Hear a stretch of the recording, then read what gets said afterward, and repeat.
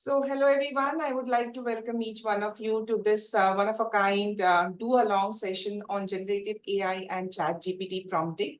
It is a need of the hour. We all know that AI and ChatGPT and all these things are around us. Many of us have tried it, and some of us would want to try but don't know how exactly to try. And even when we try things, we really don't know what exactly to write to get the correct output, and that kind of discourages us. So today we will have an expert with us, Ansh Mehra. He will be joining us just in a minute's time, and he will take us through his screen sharing on this entire journey of what is Copilot, what is ChatGPT prompting, and many practical use cases that you can use in your not only medical practice, but if you are a student or any profession, I think you will find it useful. So without wasting much time, I would firstly like to thank Dr. Pankaj Talwar for envisioning this kind of a series of AI specific webinars where we don't talk about just fluff products which we might find useful in the lab, which are so expensive at times. It is more about practical things that we can use and save time in our day-to-day lives. So Dr. Pankaj Talwar, probably he couldn't make it because of the, Dr. Pranay, am I right that he's in a physical CME? So he will join us in a while probably. And yes. Ansh has joined us, and welcome Ansh. And so let us first start with introducing Dr. Priya Bhave, ma'am. She's a celebrity for us all, for the doctor fraternity, but for the benefit of those who are not from the fraternity, I would like to introduce her. Is my screen visible? Yeah, it's the same generic serve the AI wave with IFS. Okay, I'll share the screen once again.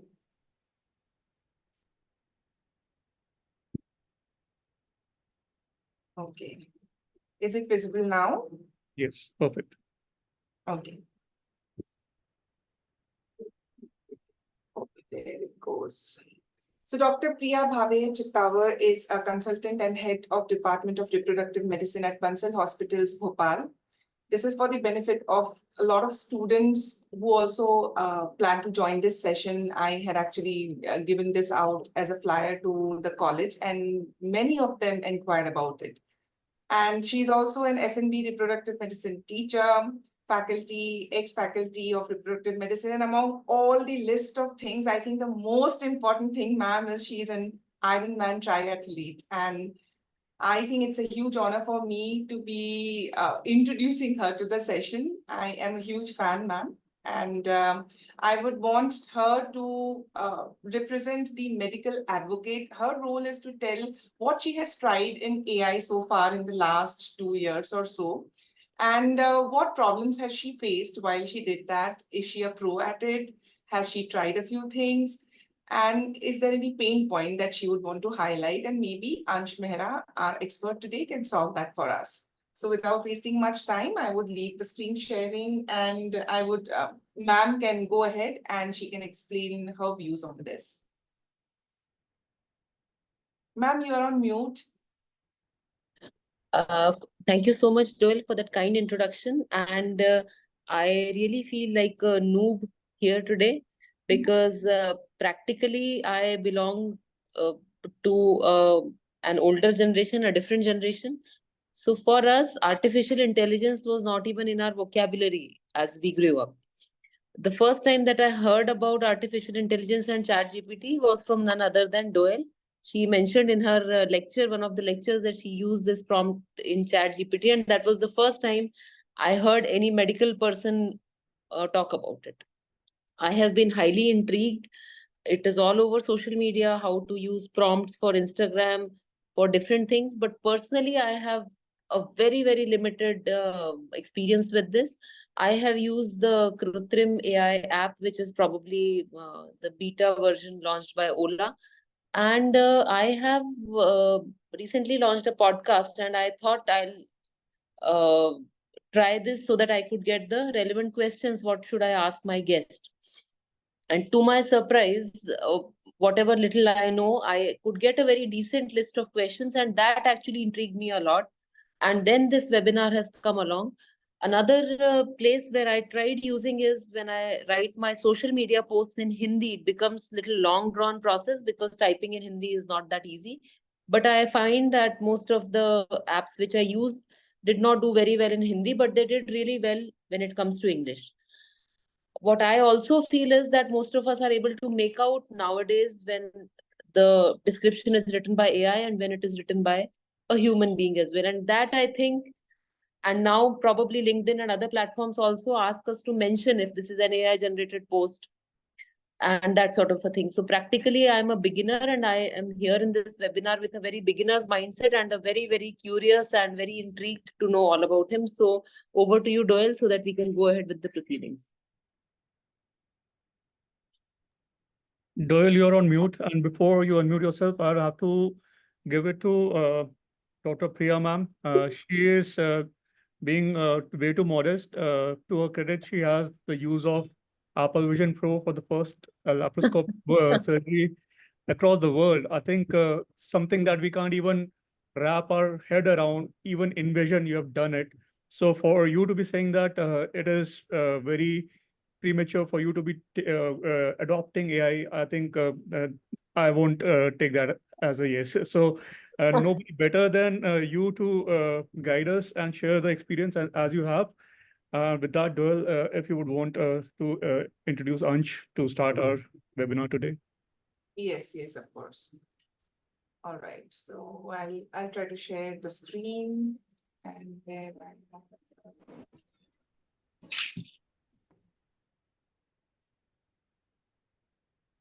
just give me a second, and I think I should have the right screen on the top of it.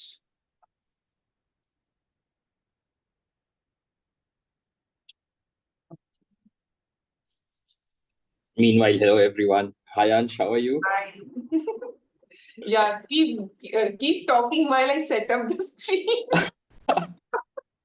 So we had a physical CME today, and I think one of the pain points was audio visual. And no matter what you do, where you are at in whatever part of the world, Yeah. you will always struggle with audio visual, whether it's a physical meeting or online. So yeah, that's one of my pain points, and I hope AI sorts out the setup and the CVs and everything in the future. Also, if AI can just make the PPTs for us, I'm tired of it now. It is already. So we did briefly touch upon it, how in the inaugural webinar lecture that we can use AI to make the videos for us based on minimal prompting and even skeletal presentations that are good to go for a lay audience. So that's that. All right. Finally, I had it. And I think for this, I had to do an alt tab. My I had lost the window. Okay. So without wasting any more time, and Ansh is smirking because he thinks he बुड्ढे लोगों को इतना भी नहीं पता कि कैसे screen share करते हैं. I think that is what is his thought in his mind. But कोई बात नहीं, Ansh, it's okay. So Ansh, I think it's a time. By this time,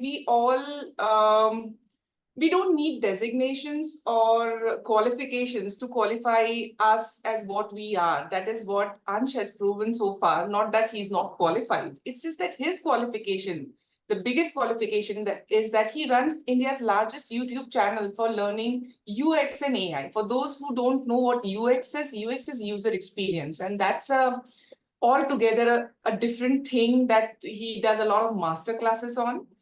So he has also launched free learning platforms and how to prompt.in and learn UI UX.in and so forth. And I think his masterclasses, I have gone through some of his YouTube tutorials and masterclasses, and it's a huge wow. He has hosted workshops for Google developer groups and IITs, and I don't know what, Manipal Institute and so on. Every time I go, since I am following him since a few weeks now, he's there all over the place. So welcome, Ansh. You can share your screen and over to you. 100%. Thank you so much, folks. Let me just share my entire desktop. And let me know as soon as you see the full screen. Is the slide visible? Are you showing off that you could do this in less than 3 seconds? Not at all. There's a lot that I do not know that all of you are experts in. Awesome. So folks, I am usually very, very excited about these sessions, but before I move ahead, quick accessibility check. Is my audio and video clear? And is there anyone here who's not comfortable with Hindi? So I'll be very specific about the fact that I should not switch to Hindi naturally. Is everyone comfortable here in Hindi? Okay, let me know in the chat if at any point. All right, yes. Awesome. So I always start with these presentations saying that most people feel that AI will solve everything, whereas in reality, AI is like an intern who's slightly drunk. So anytime you use any of these tools, you have to understand the fact that these tools are not as smart as you think, and they heavily rely on your intellect and your validation. That is why I love this quote from this film director who said, I don't fear artificial intelligence, I fear natural stupidity. So please make sure that while we are going through this session, do not over-index or overestimate the power of AI tools and be very realistic about where this would fit in your day-to-day workflows. Type yes in the chat if you've ever used the paid version of ChatGPT, which is called ChatGPT Plus. I just want to take like a quick temperature of the room and understand how many people have used the paid version of ChatGPT. So we have around 3, 4 people, and on the call itself, I think we have almost 50, 60 people, Dr. Doyle. Is that so? How many people? 88. If I think there are 88, if I'm not wrong. Okay. So I think almost 15, 20 people on average would have used the paid version. Type other in the chat if you've used any other AI tool apart from ChatGPT. So if there's any other AI tool that you've experimented with or tried in general, let me know in the chat, but just typing other. All right, so we have quite a few interesting people. Now, there's this interesting quote which says, there are decades where nothing happens, and then there are weeks where decades happen. And we're very fortunate to be in these weeks because in the next 45 minutes, I will show you that almost 80 to 90% of your manual labor work is soon going to be automated. So instead of being frightened, this is actually the best time to be alive on this planet because we've officially seen the pre-AI world and now we are seeing the transition to AI world. Not sure how it would be for the future generations, but at this point, we are at maximum leverage. How many of you know about OpenAI's Sora that can now create realistic videos?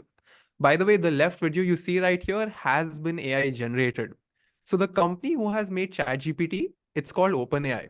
And OpenAI is eventually going to launch this thing called Sora, which will be able to create hyper realistic videos. In fact, we've come to a point where we have AI tools jahan pe you can just put in any person's image and add movement to that person's image. So today we have celebrities and all these people practicing and making content, but very soon you could just put any static image and add realistic movement to it.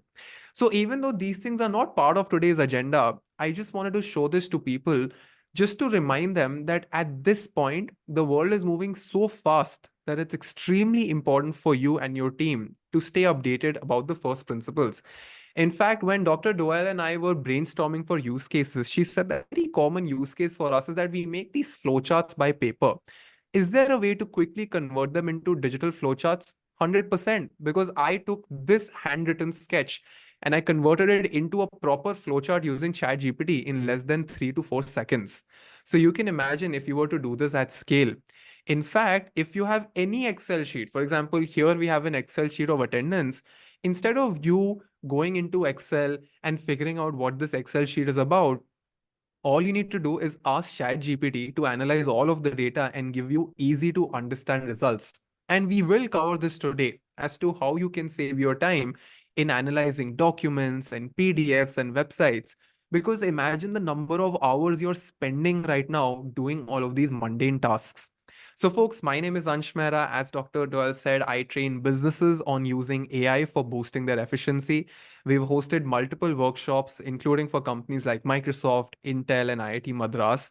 So throughout this entire conversation, if you feel that I'm going super fast, or if you want me to rewind and replay and just re-explain something, please feel free to do that. The agenda for today is split into 3 modules. And I'm making sure that I go from the absolute zero till the advanced use cases.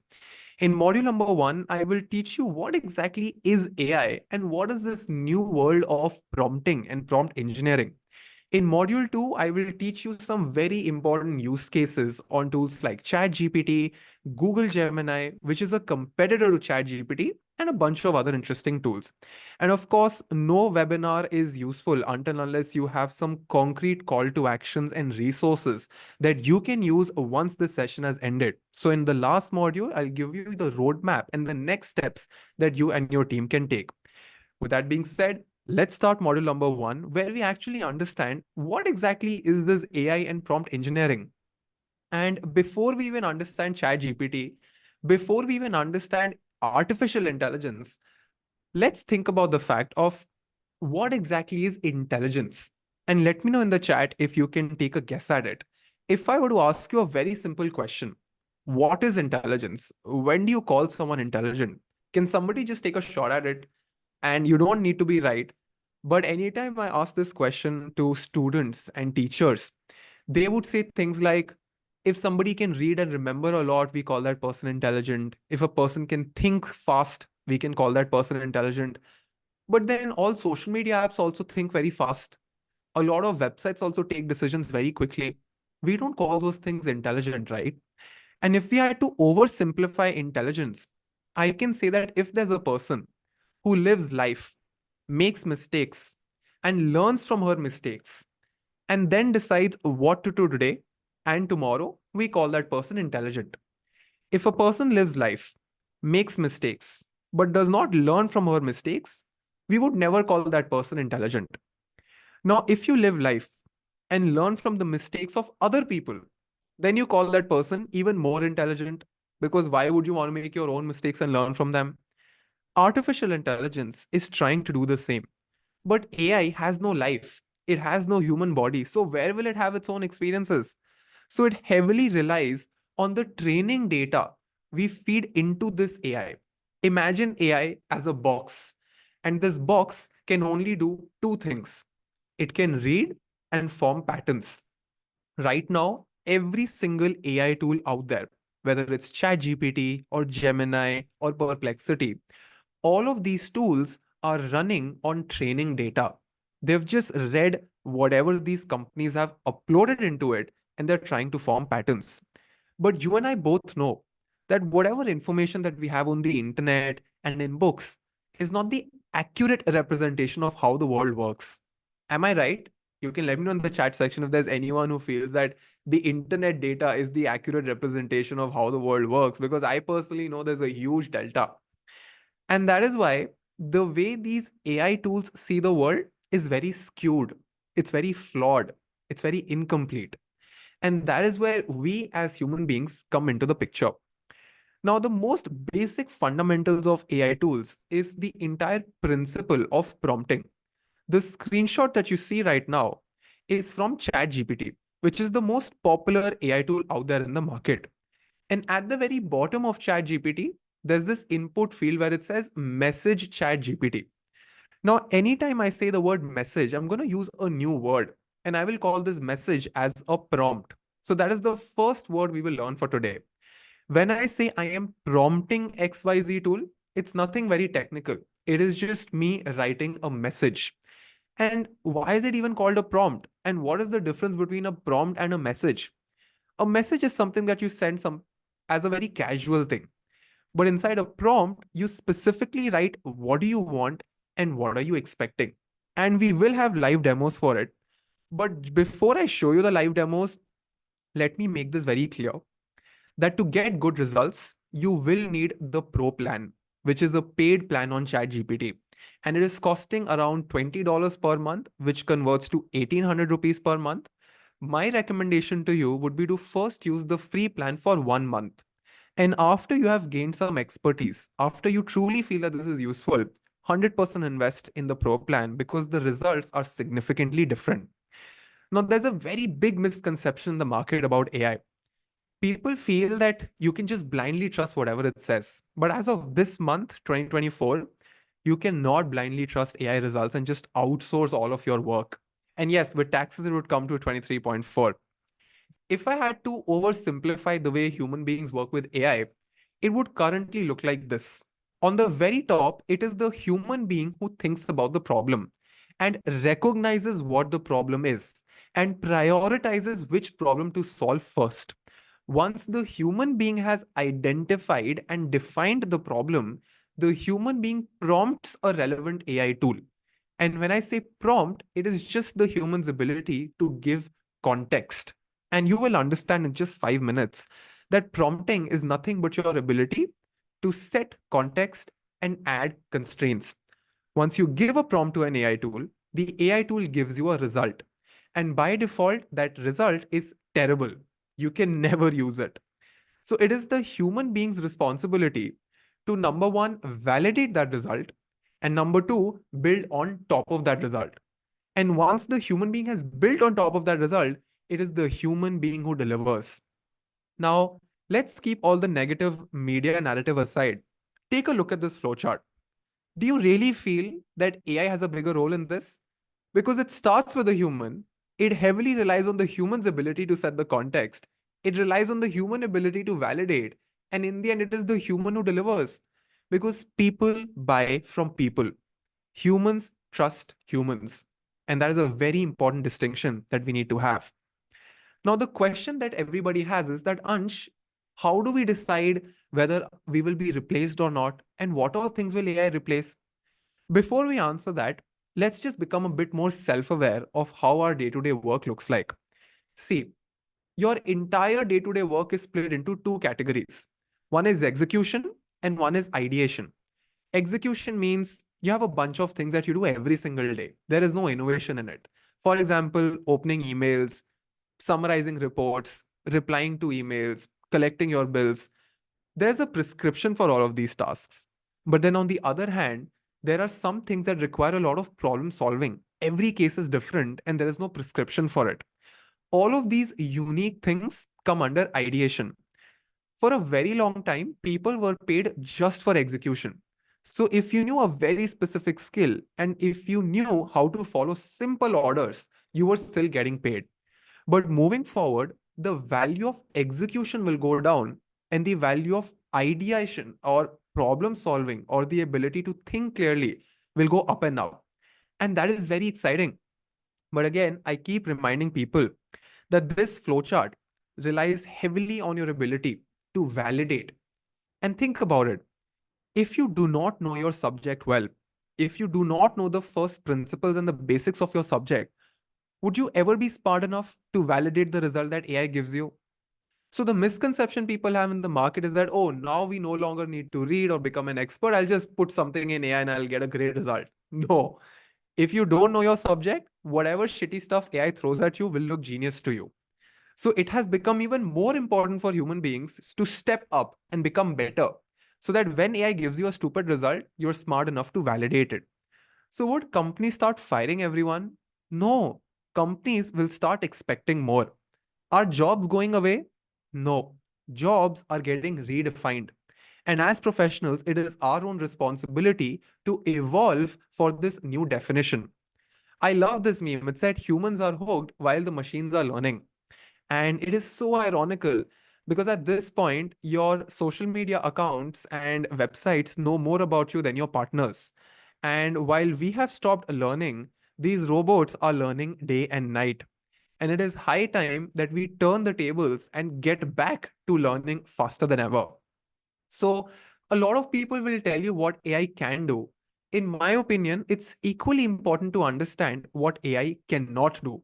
Because if you're smart enough to understand what AI cannot do, that is where you as a human being will have maximum leverage.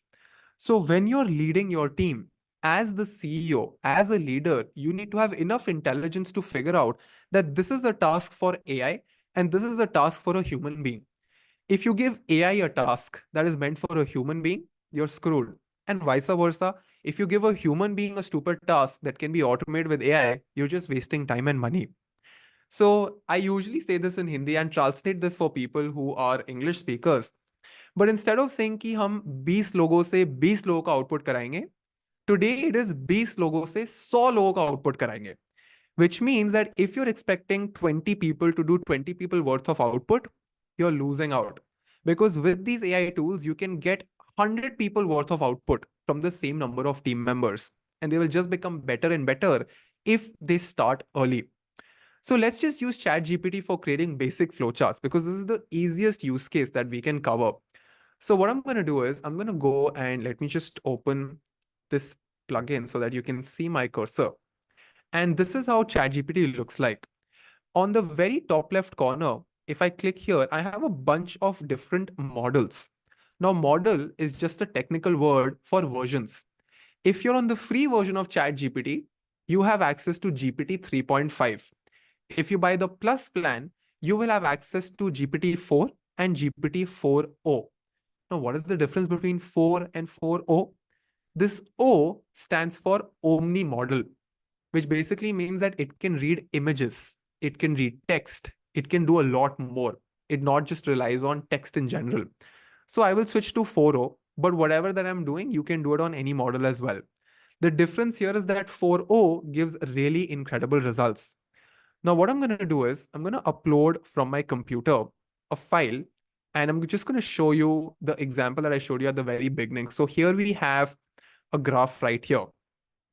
And what I'm going to do is I'm going to press @ As soon as I press @, I have access to additional apps inside ChatGPT. And there's this one single app called Whimsical Diagrams that allows you to explain and visualize concepts with flowcharts and mind maps. Oh yeah, let me just zoom in. So let me just bring it till here. Awesome. I'm going to say this is a flowchart that I've made with my hand. I want you to convert this into a digital flowchart. Also, tell me important subpoints that I can discuss for each of these topics. And according to the internet speed and how strong your connection is, it takes around a minute or two. And the interesting part here is that it is not only reading what I had written, but it is also helping me brainstorm and find more subtopics. So now it has given me a bunch of subtopics that are in a specific category, and now it will start generating the flowchart. While it does that, let's go back to my slides, and I'm going to show you something very interesting. Because my next use case is how you can use ChatGPT for researching and learning. And this is a use case that you and your family members can also use. So one thing that I did right now is sometimes when you use this plugin for the very first time, it asks you for permission. So just make sure that you click on allow. And here you have the entire flowchart with the subpoints. Now, let's just say you're trying to do a research on a specific topic. Let's just say you're researching on motility, right? I can simply say, I can cross this diagram and say, can you give me a list of important topics and concepts that I need to learn in the subject of motility? And what I usually do with students is that students would write a prompt saying, hey, I need to study XYZ topic. I only have 7 days to prepare for the exam, and I only have 1 hour each day. Can you tell me and create a timetable for me so that I can finish all of my syllabus in the next 1 week? So you can do that as well. And one of my favorite prompts is that if I have a very complicated topic to understand, I would just say, ChatGPT, can you explain me XYZ topic and explain it to me as if I am a 10-year-old? For example, as an outsider, this concept looks pretty complicated to me. So I will say, can you explain this specific concept as if I am a 10-year-old? And this one single prompt changes the game entirely. And I have personally used this prompt hack for learning some of the most complicated topics ever. Because you all can agree to the fact that if you can explain something as a 10-year-old, it means that you truly, truly understand the subject. So now, before we move on to the interesting use cases, I just want to quickly revise what we've learned from module number 1. First takeaway, you cannot blindly trust AI for facts and research. So please make sure that you validate everything and use your own intelligence before you just accept everything. When it comes to your day-to-day work, you need to start using AI for your execution and RI for ideation. Is there anyone in the chat who'd like to guess what is RI? What do you think would be RI? No guesses? So it's real intelligence. I'm very shocked as to how nobody could figure it out. But yes, yeah, Manishi Mittal got it. I trust you that you got it on time. And the last takeaway is that you need to use AI for analysis and quick research. So right now, I showed you a very simple use case where I had made a flowchart and I was just trying to figure out and dig deep into what exactly is this for. So if there's any topic that you've ever felt confused about, just ask ChatGPT to explain it to you and your speed of learning will become 2x. But Ansh, what is the call to action? The call to action is that I want you to go back home and list areas where in your day-to-day work, how much are you ideating versus how much are you executing? And I want you to rate yourself for each of these areas and check if you're a great ideator or an executor. Because if you're just focusing on execution, then you're walking on thin ice. Because all of us need to learn how to become better problem solvers. So, with all the theory being aside, let's come to model number 2, where I'll introduce you to some very new tools like Gemini, Copilot, and Perplexity AI. Now, it's very interesting how all of these robots are making art and humans are stuck in offices doing 9 to 5 jobs. Because when all of this game started, we felt like, oh, we will enjoy our lives and go on vacations, and these things will be, doing all the mundane work for us. But as I showed you in that meme, we are just getting hooked and hooked, and we're always stuck, always catching up. So when I was speaking to Dr. Doyle, she gave me like a bunch of interesting use cases that are very relevant. And I've shortlisted some very interesting ones that I feel were very practical. And the first one was researching on new topics. Then I'll show you how you can compare PDFs, from multiple places, and then how you can summarize different reports. So let's start with researching. One tool that I really, really like for researching new topics is Perplexity. So what I've done here is that I had taken a prompt from Dr. Doyle, which was around, researching for medicine and IVT. So the way this entire structure works is that you need to write a good prompt. In the end, it all comes down to how clearly you write your prompt. And before I show you how I prompt, there is a 4-part checklist that I want to share to you. If you learn this 4-part checklist, the results you get from your AI tools will become 10 times better as compared to any other person who's just blindly writing these prompts. And this is how it looks like. You can quickly take a screenshot. Number 1 is assign a role. Oh, it's IVF. So I directly copied the message, but for some reason, I think it could still understand. But yeah, I just directly copied pasted. I thought I will not hamper with the message itself. So number 1 is going to be assigning a role. If I'm taking advice from the field of medicine, I have to say act as a specialist in XYZ domain. If I'm taking marketing or content creation advice, I have to specify this is the role that you have to play. Second is set the context and define the task. You have to clearly explain AI what exactly are you trying to achieve and what is the task.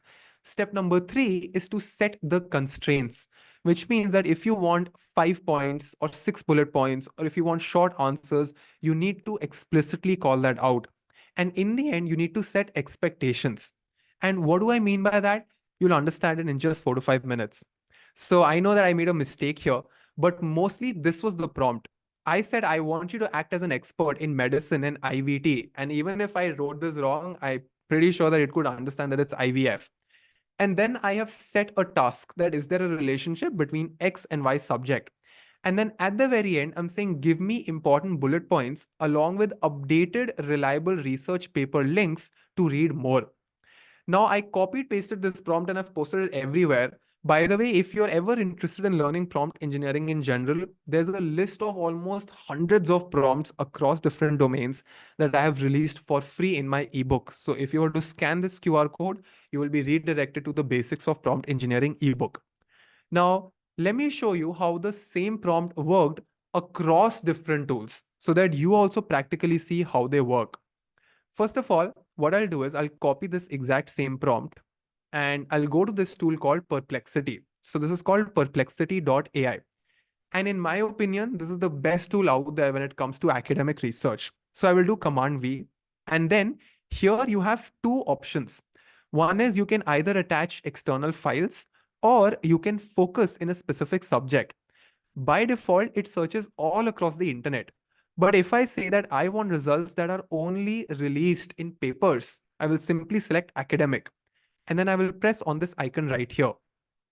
In less than 10 seconds, it would go through multiple research papers and tell me the exact answer. And the fun part is that if I hover over any of these numbers right here, it would lead me to the exact same research paper. Now, just to give you a quick comparison, if I were to do this on ChatGPT, the biggest issue here right now, so this is a screenshot of a ChatGPT result. The biggest issue in ChatGPT is that it would tell you that all of these links are leading to a research paper, but they would be dead links. It would just say that this paper does not exist or this link does not exist. On the other hand, I tried the same with Google Gemini and it said, I am just a language model, so I can't help you with that. So even Google Gemini will fail for this. But I use this in Microsoft Copilot, which is another free tool, which is a huge competition to ChatGPT. And you can use Copilot by going to copilot.microsoft.com. Now, the goal here is not to confuse you with a bunch of tools. I would recommend you to stick with either Copilot or Perplexity if you're doing research specific work, just to make sure that you are not distracted across multiple tools. So that is the important takeaway, that if you're researching about a specific topic, it is recommended to use Copilot or Perplexity. Copilot is free of cost, but Perplexity will cost you around 1800 rupees per month, which is very similar to ChatGPT. That was use case number one. Now, the use case number two is sometimes in office, we get so many letters and PDFs and documents, and it is such a waste of time to read them because you barely need some specific aspects of it. So, for example, I recently got my blood reports done, and I am not a medical practitioner. My appointment with the doctor was the next day, but I was still very curious to understand as to what does the report even mean. So I simply took my PDF and I wrote this exact prompt. Can you analyze this report and give a quick summary of my blood levels and suggest healthy Indian food items I can eat for lunch, breakfast, and dinner? Now, let me show you how this works. I will go to ChatGPT and click on this top left icon that allows me to create a new chat. At the very bottom, I will click on this file icon and then select upload from computer. As soon as I do that, I will select my report and let's just copy paste this entire thing. And this time I can say, make sure you also add good, healthy lifestyle practices for each deficiency. I know that the spelling is wrong, but it is smart enough to figure it out. Now, in less than, I think it did not even read for 2 seconds. I think it just read everything in a second. It could summarize my blood levels. It could tell me what is optimal, what is slightly low. So it is reading my entire blood report, by the way, just to show you how the PDF looked like. This was my PDF. Now, you belong to this field. For you, reading these things are very easy. But for an outsider, imagine how scary it is for me to make sense of this.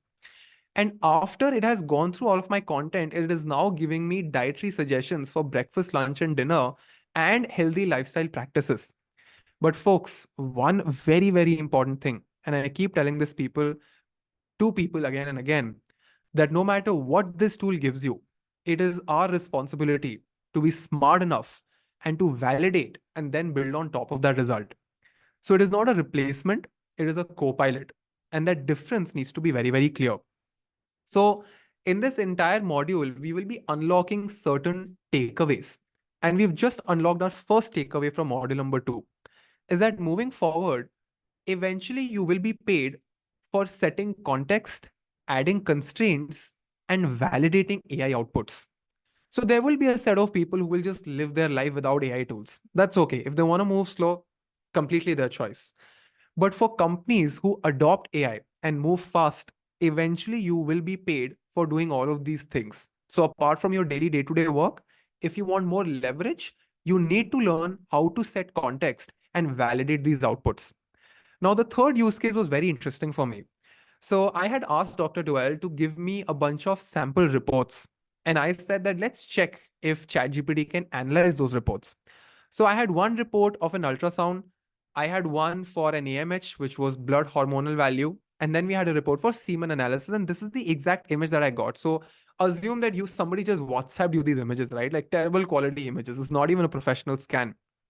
I took a screenshot of these 3 images and said, I am sharing a screenshot that has 3 reports. One is an ultrasound report, one is an AMH, one is semen analysis. Can you give a detailed summary of all of these 3 reports and find common patterns or signals that I, as a medical professional, should know about? And folks, just to show you how it works, let me just take this exact screenshot. So I'll go to the slideshow and let me just take a screenshot from here to here. And I'll escape this thing, go to ChatGPT, create a new conversation, and let's just attach the screenshot again. And let me just put it right here. And I will copy this entire prompt and paste it right here. And let me know in the chat, folks, if you want to challenge ChatGPT. So, of course, I am a complete beginner at this subject. But is there anybody in the chat who wants me to write something very specific? Like, as a practitioner, what would you want to find out from this? And I will write it right now so that it's even more practical. So you can unmute yourself if you feel like speaking is easier for you. You can unmute yourself, Dr. Doyle. You can also contribute if you want to tell me, if you want to ask something very specific or something very tricky, just to check how smart enough this is. Okay, since I know that the semen analysis report has a specific thing written to it, I would want to ask if IUI would work for this patient. Okay, so scan these reports and answer the following questions and also give logical reasoning for each of your answers referring to the report. So I know you are making sense. So what is the question number 1? Does this patient? Will intrauterine IUI, it's the short form IUI, will IUI work for this patient? But all these 3 reports were from the different patients. So are you sure it'll work? Okay, so you did not remove the name. So I was thinking that we could say for this particular, I wanted you to remove the name so that we can have this as a representative of one patient where 2 reports are from the wife and 1 from the husband. Let's see what Okay. he says. Got it. For this couple. So would IUI would work for this couple? Okay, let's take some questions from the chat as well. What type of treatment would they want to undergo? So let me put that as well. What type of treatment would they want to go for? There is one more And question where they say, do the reports of ultrasound and AMH correlate? That is one of the questions on the chat. okay, let's ask, what is the next suggested line of action based on these reports? And let's just take one last question, which is, do the reports of ultrasound and AMH correlate? If yes, how? Now let's see. It's a different name, and will it find out? Yeah, for sure. So let's see. So it has analyzed, does this patient need IUI? So I don't know, Dr. Doyle. You have to. Given the combination of pieces and introduction alone would not be sufficient as the sufficient quantity. Yeah, at least it's not wrong. What type of treatment would they want to go for? I think what, Ansh, we are more interested in, instead of, we don't want to ask, as medical practitioners, we don't want the artificial intelligence to tell the mode of treatment. What is the most important for us is to summarize this from images and give a proper summary, which can be entered in a patient's file or report or something like that. So if I were to say, can you give us a detailed summary of all your findings from the report? Is there a specific format job that you feed in inside the report, or it's just a summary works? Just the summary, bullet heads with proper, Okay. whatever. Give me proper bullet headings and points and subpoints. If there is any data, give me that data in a clean tabular form. So it just makes life more easy. Right now, let's see what it does then. So then you have information, findings for the uterus, for ovaries, impression. Yeah, I think now it is doing a proper step-by-step summary, and then it is creating a summary table also. Yes, this is what is more important for us. Trying to find the treatment from AI is not what we want. We just need summaries. Correct. Because anyway, you have to do the validation on your end. You can never really rely on it. But this is the execution wala part, just reading through the reports and summarizing. This is something that you can just... Can this be copied and pasted to like a Word document or? Yeah, for sure. It will create an Excel sheet out of it as well. So it can just be copied, pasted. So yeah, it is summarizing the previous answers also. So all you need to do is just copy paste it just like this, and it'll work out. So yeah, the important takeaway here is that AI is actually super good at finding patterns. And it's crazy how this is the latest worst AI will ever be. So what we're seeing right now, this is the worst. And in the next 6 months, it's just going to go up. So it's extremely valuable for you and your teams to learn this today. So that by the time they evolve and learn, AI will be at its peak. Because when we enter December, this is going to be incredible. In fact, AI can also sing for you. And I wanted to show this use case because very few people know about this. So let me go to Copilot. And this is not like an educational use case, but I just want to show because it is so mind blowing. So let me make a song, right? So create a song for my friend, Dr. Doel, Dr. Doel, what do you like to eat? What is your favorite dish? Hmm.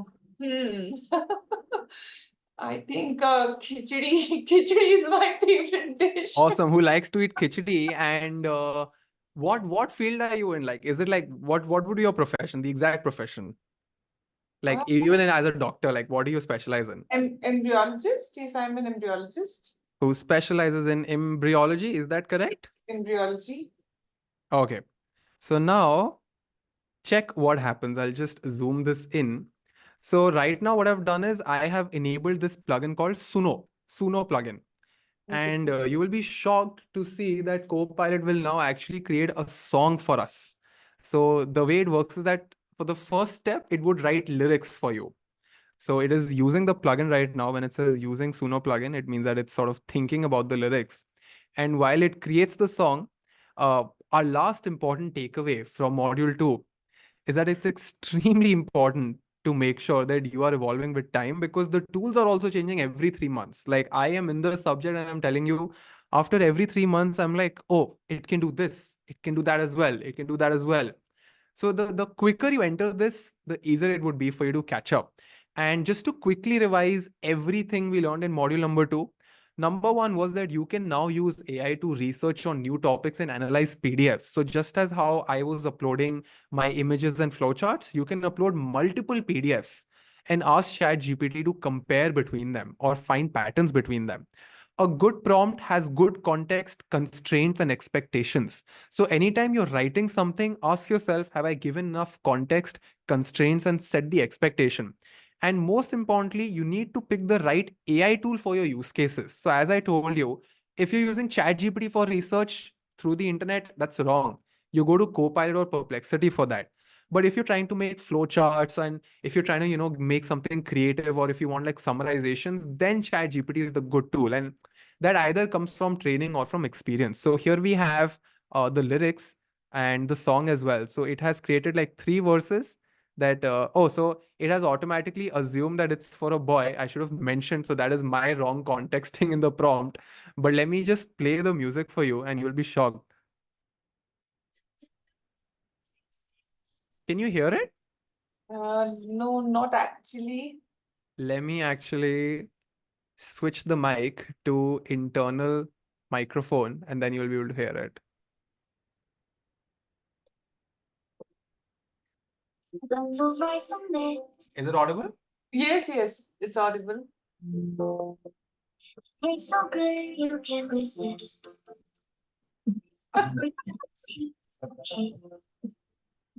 Science favorite scene. Can bring some cheer.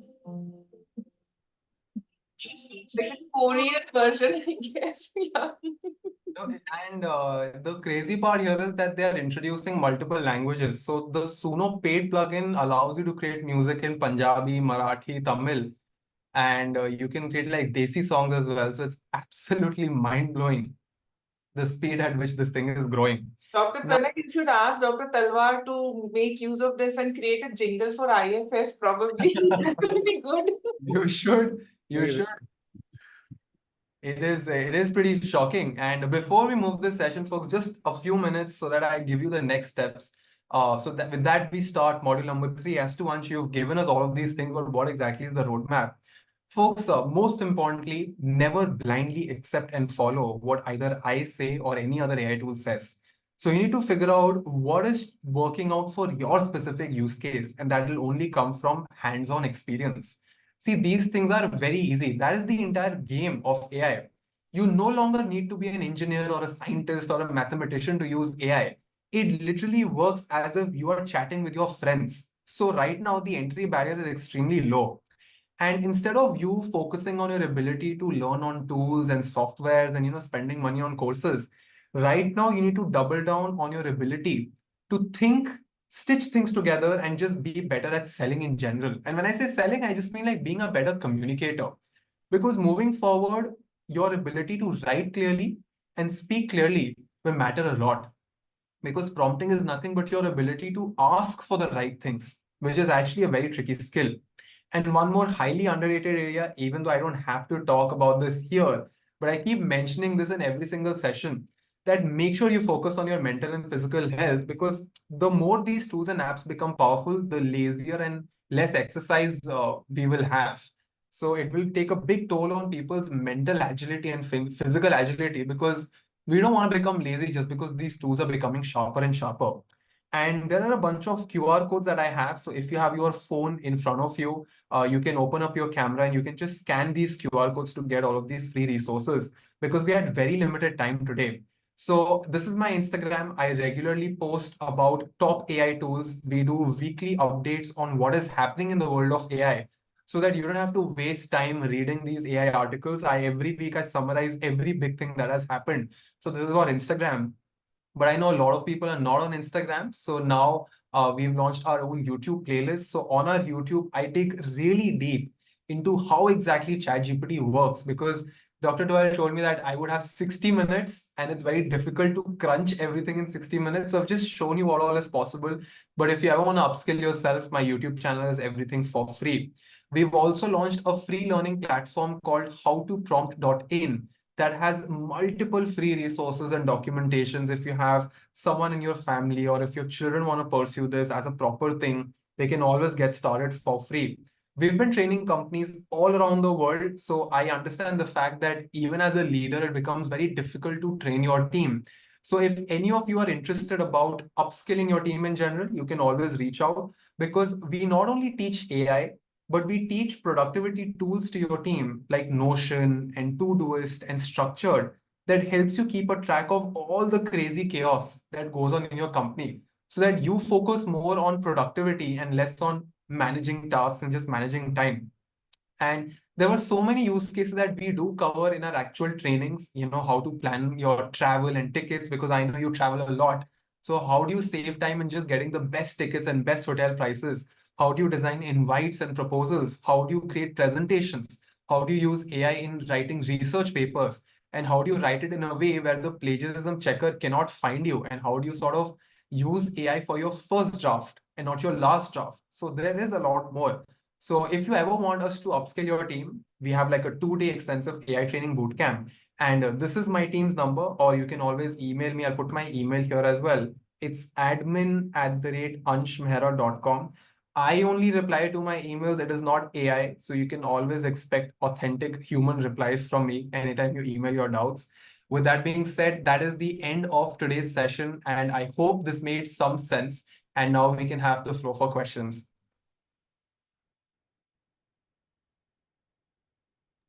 I think I'm overwhelmed, Nanj. That song dedicated to me. That was nice. All right. So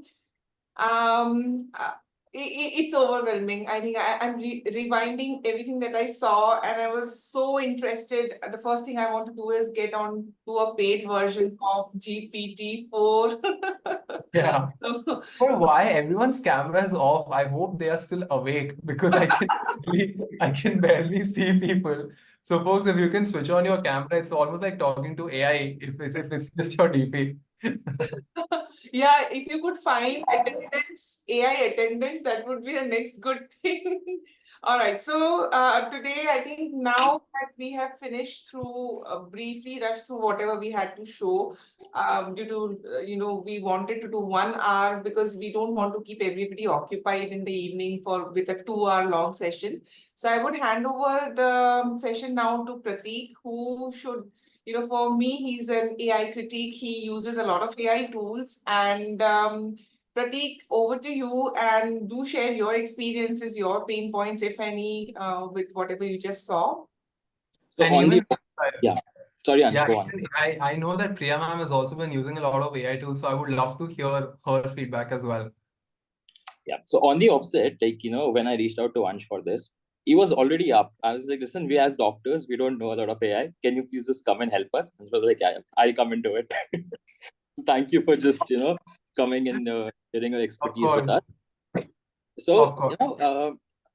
I've used quite a bit of apps. Notion I still use to work with my team and my editors, especially to plan my travel. So yeah, I mean, I'm pretty. Like, people should know more about Notion. It has been around for quite a lot of years now, and the more proficient you get in using it, I mean, you can coordinate with your team. You can, if you have research teams across the world, you can just sit and put all your research data. You can have roadmaps to it. You can have different types of charts, flow charts on it. It's very easy to just go from one link to another. You can just jump to a backlink, go to the first page that you had. It's a beautiful app. Also, Yeah, I and think one thing that Irfan sir has just mentioned, and I had forgotten to add this in the script, please make sure that you do not upload any personal data or any private data, which is about your residence or your phone numbers, anything like that inside ChatGPT. Even though they say we don't save it, I would not recommend you to put it. So in our company, we always crop out the data. So you can't trace it back to a specific person. So just yeah. make sure you crop that out. So there's one critique that I've always had with AI is there are so many apps, right, in AI, especially in IVF. So we have apps which map the embryo images to give us good embryos, bad embryos, just to put it very easily in very simple words. One,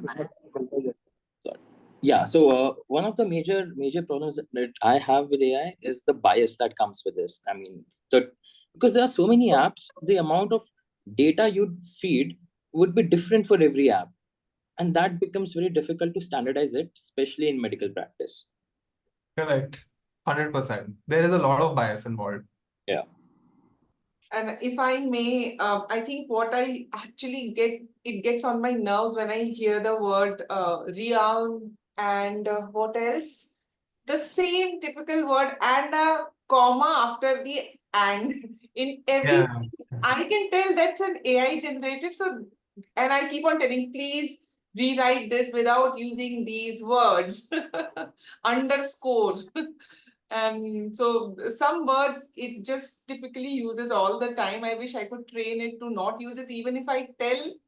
I think because I have the free version, if I would have trained the 4.0, maybe it wouldn't have done the same mistake.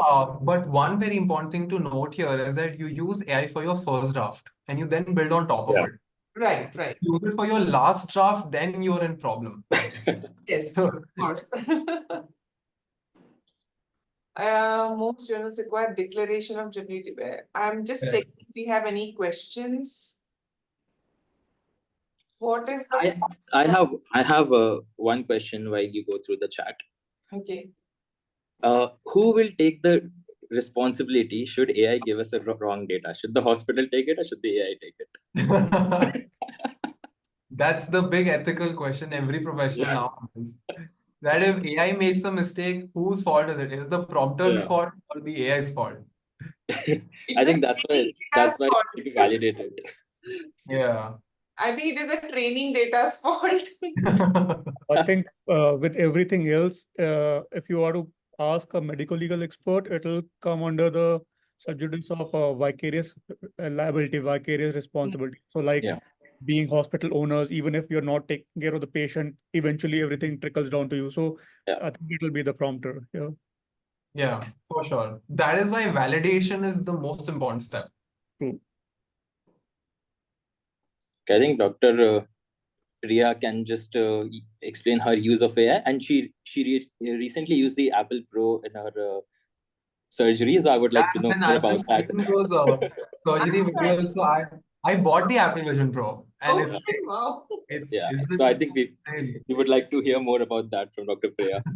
Pratik, I think it's going to be a game changer, and I think the way our operating room look today, it's going to change very soon. I think we're not very far where everybody, the assistants and the laparoscopic surgeon, each has their device, because the big advantage is ergonomics. So your screen moves with you.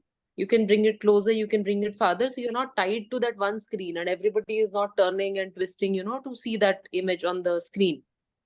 The second very, very important thing is that as surgeons, all of us, we'll ask somebody to get the file, somebody will turn the pages, then we look at the ultrasound, but that's a static image, that's not a video. So in complex endometriosis, multiple myomas, you can just go back to your apps. You have the surgical screen and you just compare the X-ray or the CT or the MRI, whatever. And I think eventually, with some laparoscopic systems having augmented reality, probably we'll be mentored at every step that, this is where the ureter is, so don't go this side. So I think that's a little far away. But in the very near future, I can see that we'll not be having so many screens in the operating rooms anymore, and surgery will be much more comfortable. I actually wanted to show something very interesting. So I downloaded this app on the Vision Pro that was teaching me about the human body. So it had like this heart and it was showing me how the blood flows. And then I recently saw this one demo, which is for the HoloLens. So this was by Microsoft. And they were showing how a surgeon was actually learning the structure of the brain. Can you see my screen, this LinkedIn Yes, thing? yes, we It can. is able to see the scan of the brain in 3 dimension using the HoloLens. And I can share this link in the chat. So this is for the HoloLens demo. And then for the Apple Vision Pro, this is how it was working. So in Brazil, they are testing this in one of the hospitals where he was able to access, as you said, the reports and the files and everything in 3 dimension. And it's just so accessible. Like it's crazy how he was sort of seeing all of these body parts. So this thing is like AR generated, like all of those things that he's trying to see. He's just watching all of these screens and scans in real time. This is like the Tom Cruise movie. Which one was that? Mission Impossible. Mission Impossible, yeah. So yeah, the world is moving at a very fast speed.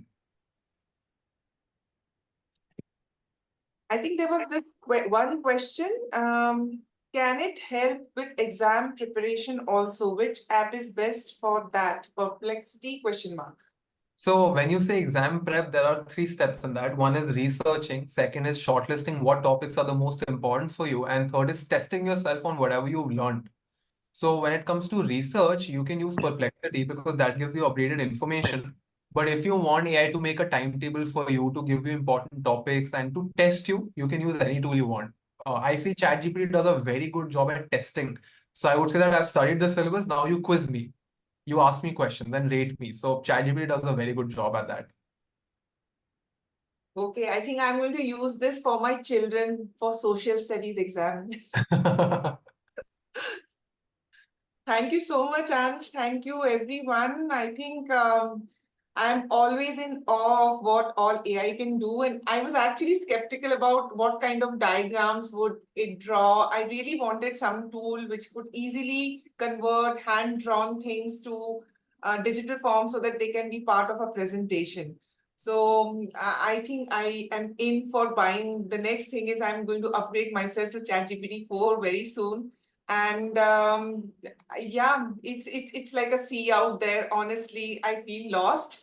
But I think with proper guidance and with sessions, we know now that we can get in touch with you for your master classes, Ansh. And I'll be glad if I could ever host one such masterclass just specifically for use cases which are specific to our fraternity, because that is the most important thing here. So anything else you want to add, Dr. Pranay?